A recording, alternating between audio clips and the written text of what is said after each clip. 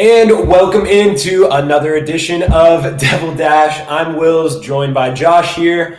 We have, another episode here where we still are left with quite a lot of questions. We are now in our 21st episode of Devil Dash. We're getting there, milestones. It might be a 22nd. Not sure about that. There'll be a 22nd next week. But, it's this ASU basketball team, Josh. That's where our show is going to be about today, ASU basketball. They just came off a home series split against the Oregon schools.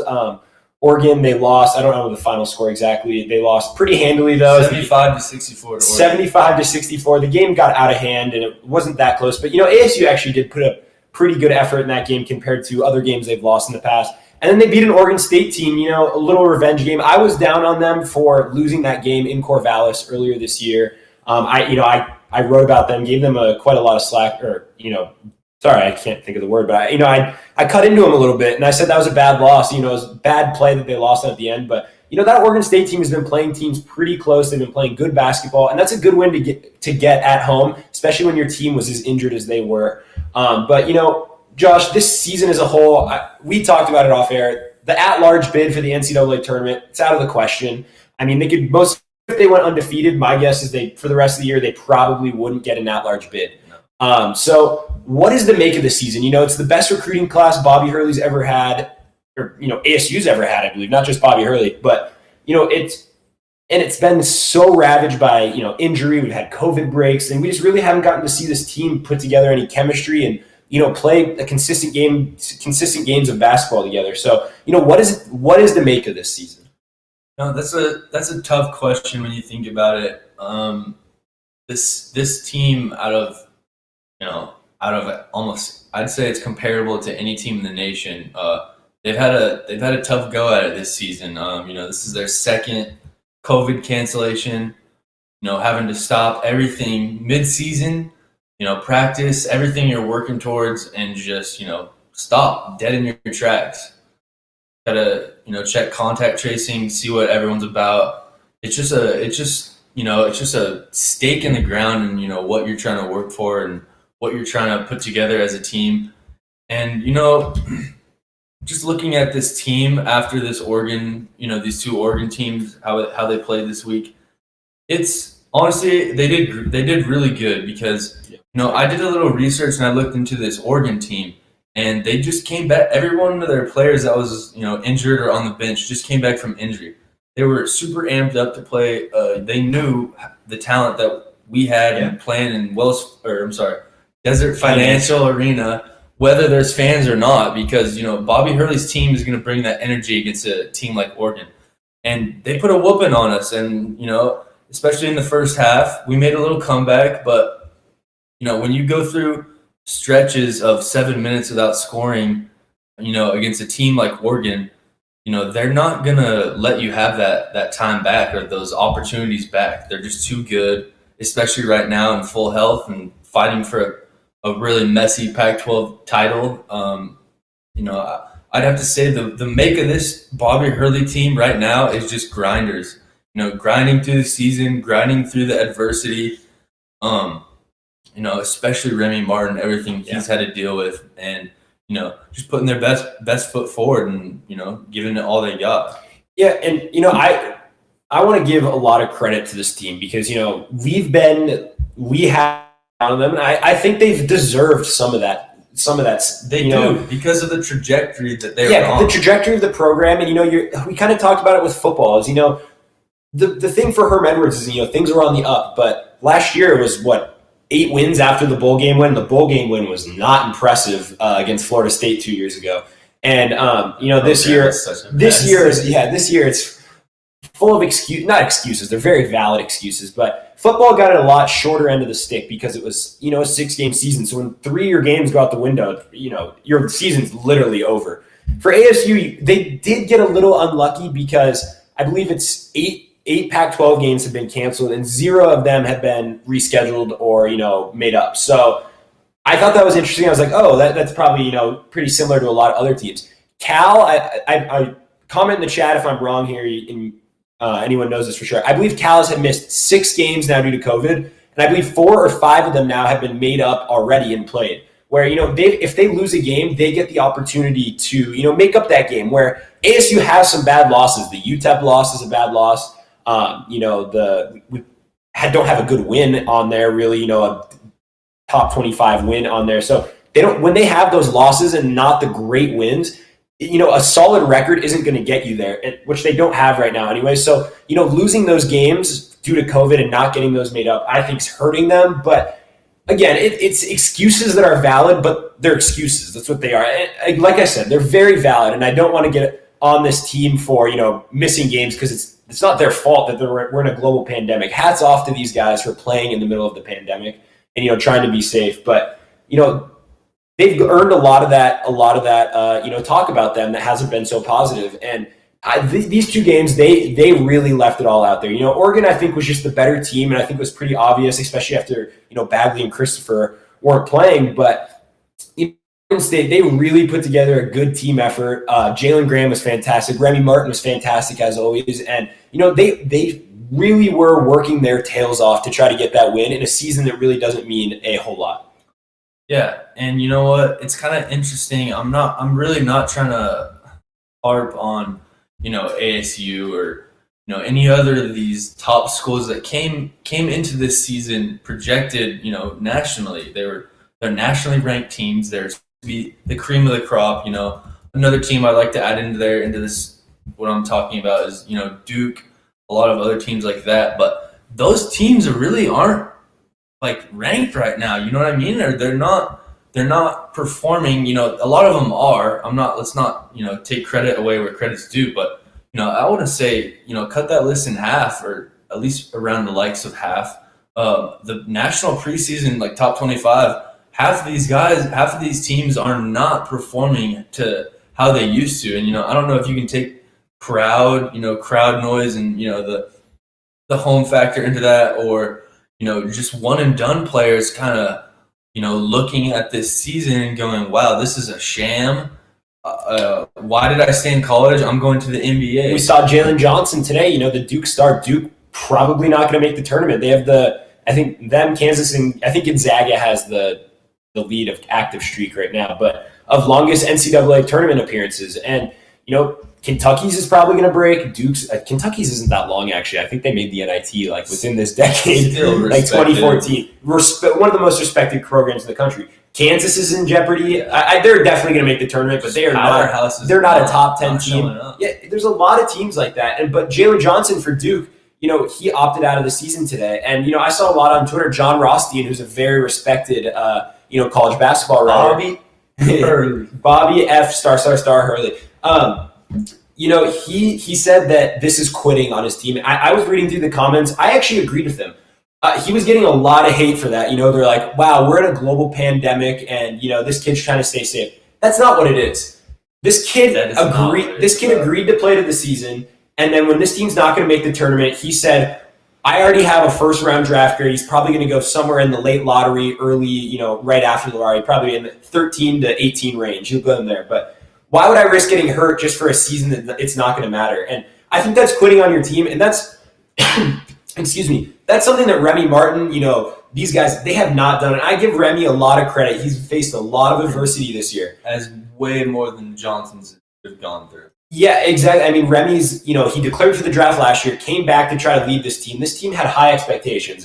Not that Duke doesn't, but this was supposed to be some of the highest expectations ASU's ever had. And, Duke's expectations every year in the Final Four. So it's a little bit different when you're on our side. The team's not that good. It's very easy for this guy who's put in so much time to ASU to clock out when there's not as much, this team doesn't have much to play for. And his grandfather passed away and he had to miss time due to COVID. This man's been dealing with it and he's been fighting through it. I think he's been a great leader for this team.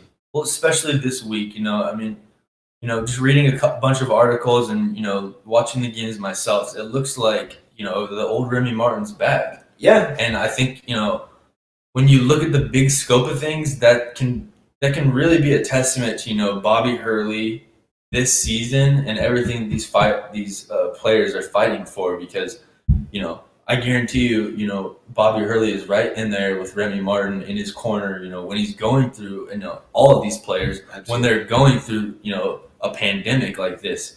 And, to be able to instill. I'm not saying, Coach K doesn't do this. Coach K is one of the greatest, if not the greatest, college basketball coach of all time. But Bobby is really instilling in these players, how important this season is, what we can still make of it, while all this is going on, and it's just really a testament to Bobby Hurley's, coaching style and, the make of this team this COVID season. Yeah, no, I think that's a good transition for us. The identity, it's what we're all about over here. But, the identity of this team, what is it? Because, we've talked about being guard you, but obviously that's not the case this year.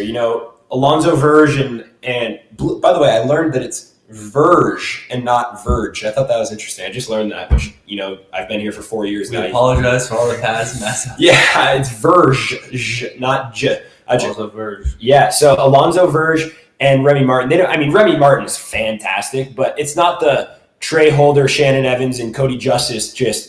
They could hit you with 5 threes each in a game, and you never know which one's going to do it. I think that's where the guard you stem from. I think we're going to see a lot more guards, especially Bobby Hurley, as we've talked about before, one of the best point guards in the history of college basketball. Point guards want to play for him. I think we got to be wary of going too heavy on the guard you. I think that's why we lost Romello White, who's would have been a perfect addition to really put the cherry on top of this team.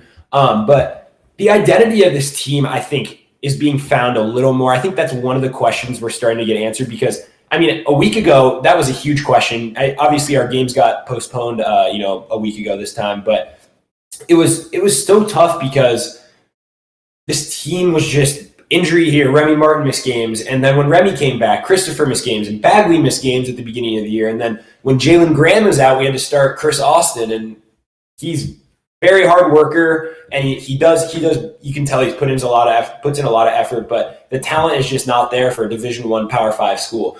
And this team just hasn't played all those games together as a healthy unit, which we still might not see. We don't know how long Bagley's out. I don't know how long Christopher's out. I assume Christopher will be back soon. I think he was listed as day-to-day, but yeah, I think the identity of this team is what we saw against the Oregon schools, though, is Remy Martin attacking the rim, which then opens up his confidence and, just his rhythm for his jump shots, which we saw he scored, I think, 30 against Oregon and, 24 against Oregon State. 2 great games. And I think when Christopher and Bagley are back in the game, Remy's, looks might get a little bit better, but then, if they do try to double team Remy, there's going to be way better players in Bagley and Christopher to knock down shots or make athletic slashing plays on the wing. So I think the identity of this team is being found through Remy Martin. I don't want to say guard you because it's not really necessarily the guards, because when he's out of the game, it's going to be a lot of the wings. But, it's going to be which of these players step up and help out a lot. I think Jalen Graham's been fantastic for this team. I really can't get over what his improvement's been from the beginning of the year till now. And then, I think Holland Woods has been a great addition. Luckily, he's been able to play. And Verge, he puts up a lot of shots, but he does get points. And sometimes ASU really struggles to get points, which we saw against Oregon. But so I think the identity kind of rides on the back of Remy Martin. What do you think? Yeah, those are some great points you made right there. Besides the main fact, the true identity of this team, what it's been at least the past 2 years for sure has been Remy Martin. He's our go-to guy. He's our energy. He's our spark plug of this team. But when you look at this season in itself, and what the identity of this team is, it's really hard to just pinpoint what kind of team we are, because we have Josh Christopher, one of the best recruits in the nation. So that when you look at that should kind of draw some attention off of Remy. Move the spotlight onto Josh Christopher. He's another elite scorer, another elite ball handler who can maybe, pull some commotion off of Remy, get some better looks for this entire offense. But we didn't see that this much. Even at the beginning of the year, it looked like this team was just a little off cue, not really sure how to put together games like they were able to do last year. And, when you just think about it, I feel like, it might be, just next man up mentality. That's really easy to just say. You can say that for really any team, but any team in the COVID season at least. But that's really what it's been about, next man up. I'm sure Bobby Hurley preaches that to a bunch of the guys who aren't in the starting five, and they've had to prove themselves this year. That we've had 2 COVID cancellations, just up and down basketball, in Desert Financial and on the practice court as well, and it's just really tough to see this team in its state right now because of how high the expectations were, and just COVID had to ruin it all. Yeah, and we're going to talk more about the Pac-12 tournament in our last segment, so I'm going to kind of save that talk. But this identity thing, I think it's difficult because we kind of see this theme across a lot of ASU sports where like this one team shows up like that 70-7 thrashing. It's like that. Obviously, you want to beat every team by 60. That's not what I'm trying to say here. But that consistency of play that you play against a bad U of A team is play that well for a full game against USC. Do that for a full game against UCLA. And I think that's where we kind of struggle as ASU fans is we don't get that consistency to kind of pinpoint what our identity is. And I think in this basketball team's case this year, it's been because of, they haven't had a full roster to play healthy with. And I think it's really tough. But I think if they can get healthy and get hot at the right time, this is not a team I would want to see at the end of the year. Especially, maybe it's not the Pac-12 tournament, but maybe you're a USC, UCLA, and Oregon who's had a lot of missed games, trying to fight for a top 4 seed to get that bye into the tournament, and you have to play ASU late. I wouldn't want to do that. I think they're a very talented team. But again, sorry, I'm getting a little ahead of myself. We're going to talk about the Pac-12 tournament in a little. All right, so we can't. What's up? I was going to bring up one more thing. I forgot if any Sun Devil fans are interested out there is a mock draft. I don't have it exactly in front of me, but it was that Josh Christopher had, I believe he was projected around 20th overall in the first round of next year's draft. And then I think around 24, 25, Marcus Bagley was projected on being taken. And I don't have the stats in front of me. Yeah, I don't have the stats in front of me, but I don't know if there's ever been 2 Arizona State basketball players taken in the first round. Again, I'm 22 years old, so if there is and you're watching, let me know that some history that I had forgotten. But it's just consistency that we don't have. I think that we're looking for that ASU really needs to get, and I think it's something that maybe we won't see it this year, but I think it's something that we really should ask for from our coaching staff, which I think that's why ASU football has been getting so much credit, is because they're building that model of consistency. And the wins aren't there, but the wins of significant wins over Oregon, over Washington in years past, those wins are there. It's just we want to beat the teams that we're supposed to beat, which I feel like the past 2-3 years these programs have been struggling with. Yeah, and that stat that you just said, having 2 players drafted in the first round for the first time. We don't know. Don't quote me on that, but 98% sure. Yeah, I would be pretty safe saying that. That stat alone kind of is a great transition into my take, for still in this segment. And we can't talk about the Pac-12, we can't talk about the NCAA tournament yet. It's for the next segment. But for right now, we can talk about the Pac-12 tournament, baby. And as much as I'd like to say, my hope for this season now, and this point in the season, is for ASU to win, the Pac-12 tournament. Obviously, that's their goal, right? That's their goal because that's the only way they're gonna, unless they go on like they win out. Anyways, if they win out, obviously there's a chance maybe they could get an at-large bid, but that's very unlikely. So. And honestly, for me, going back to, this team's goal being to win the Pac-12 tournament, I do not think that this team has put together the basketball games capable of, stunning some of these Pac-12, behemoths of the year, as in like UCLA or USC. But, this team, the big identity of this season, and I'm still on the last topic, is we still have the opportunity to put together great games against UCLA and USC.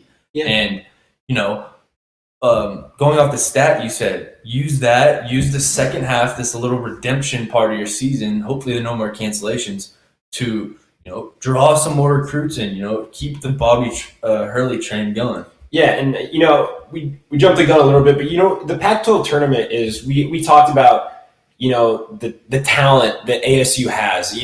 Like we said, 2 first-round picks.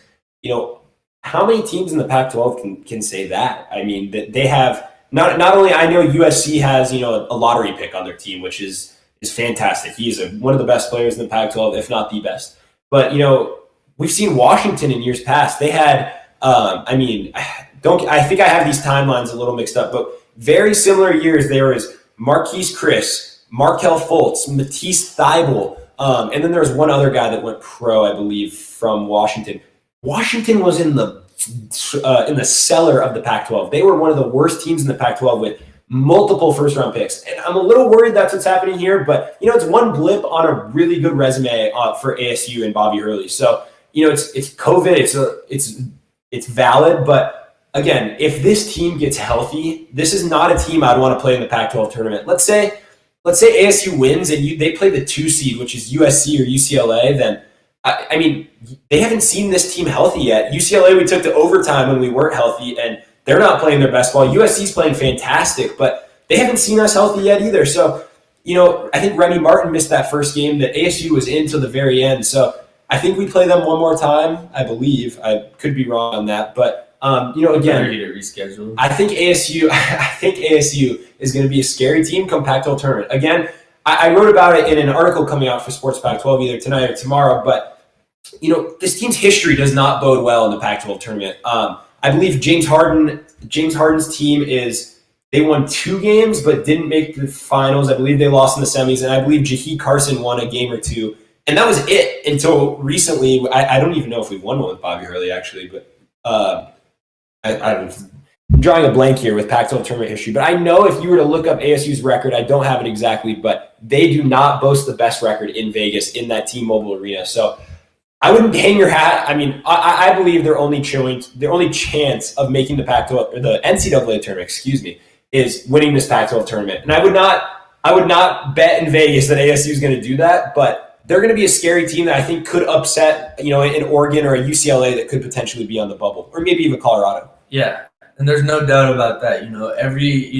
If you've been watching any Arizona State game for the past, 2 weeks, or 1 week, I should say, because we had a slight hiccup last week. But, these guys know, the Pac-12 knows this ASU team is not, one to mess with. We've got the talent. We sure as hell got the coach, Bobby Hurley. And, it's really only a matter of time until this guy just really something special for this school and draws us. We're not in the cellar right now, but draws us to the top of the Pac-12, the cream of the crop. And man, I'm really waiting on that day. But right now, we got to deal with the Pac-12 tournament. And honestly, I really hate to say this, but in my eyes, ASU just has not put together the level of basketball that is needed, for me to form an opinion on the Pac-12 tournament. These other teams, they've just been rounding the corner, rounding the turn about their progression a little too early. ASU's a little too behind these other teams in the Pac-12 to, for me to come out here and accurately and, confidently, say that about them. And, you talked a little bit about Verge and, the bench. The bench is a very critical part of any basketball team for these guys to come up, play good defense, for 10 minutes and score at least, 4 points maybe. But I really just haven't seen that. Verge, I will always have a good thought of Verge in the back of my mind. That's always because of I'm pretty sure it's St. Mary's. I'm sorry, you can never talk bad on Verge. Best guy. 3 people score points that game. But, just looking at some other guys, and I know Tayshaun Cherry hasn't played this year very much, but I'd like to see a little bit more. I just need a little bit more, guys like Kamani Lawrence and Jalen House for me to just confidently say that I think we have a shot at the Pac-12. But, at the end of the day, I will come out and say it, I guess, because we do have the talent if they put it together. I want to say something about Jalen House. This kid has the best confidence in the world. He's out there running around like he's Steph Curry.